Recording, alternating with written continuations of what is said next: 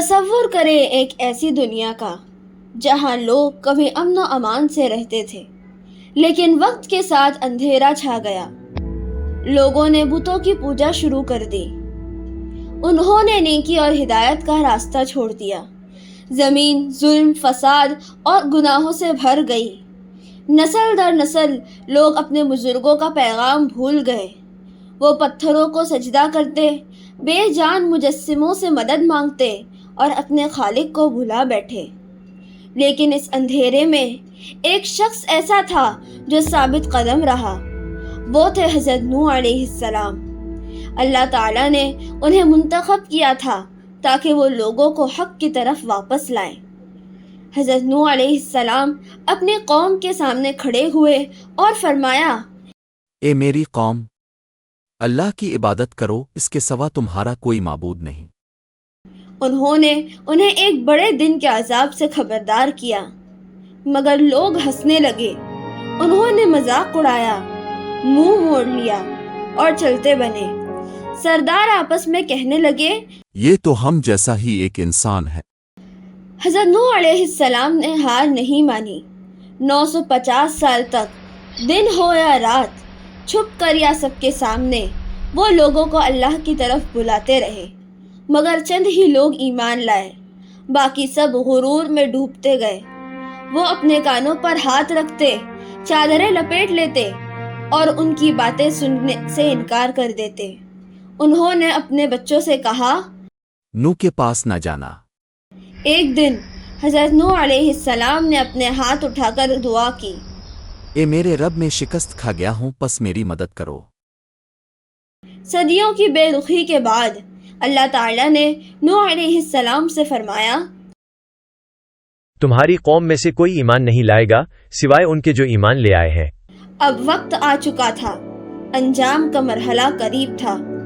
اللہ تعالیٰ نے حضرت نوح علیہ السلام کو حکم دیا، ہماری نگرانی اور ہدایت سے کشتی بناؤ۔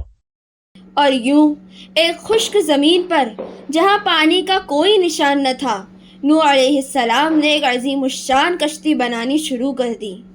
لوگ پہلے سے زیادہ ہنسنے لگے، کہنے لگے، صحرا میں کشتی؟ کیا تم پاگل ہو گئے ہو؟ پھر اللہ کا حکم آیا، ہر جانور کا ایک جوڑا اور اپنے گھر والوں کو کشتی میں سوار کرو سوائے ان کے جن پر فیصلہ صادر ہو چکا ہے۔ آسمان تاریک ہونے لگا اور جانور جوڑوں کی صورت میں آنا شروع ہو گئے۔ شیر، پرندے، مویشی، کیڑے سب اللہ کے حکم سے چلے آ رہے تھے۔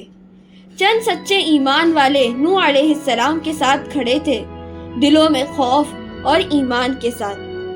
پھر آسمان پھٹ گیا، موسلا دھار بارش برسنے لگی، زمین سے پانی ابلنے لگا، ہر طرف سے چشمے پھوٹ پڑے، زمین پر ہلچل مچ گئی، طوفان شروع ہو چکا تھا۔ یہ اللہ کا وعدہ تھا، جواب پورا ہونے جا رہا تھا۔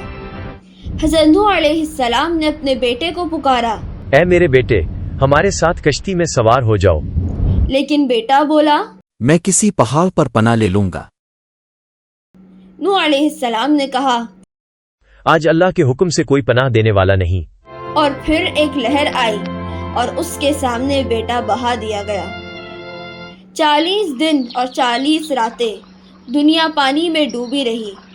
پھر اللہ کے حکم سے آسمان صاف ہو گیا، زمین نے اپنا پانی نگل لیا، کشتی پہاڑ جودی پر جا کر ٹھہر گئی، زمین پر خاموشی چھا گئی، انسانیت پاکیزہ ہو چکی تھی۔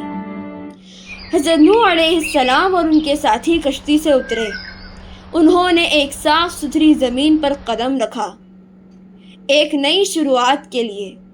یہ صرف ایک قصے کا اختتام نہیں تھا، یہ ایک نئی نسل کا آغاز تھا جو ایمان، صبر اور اطاعت کے سبق پر پروان چڑھی۔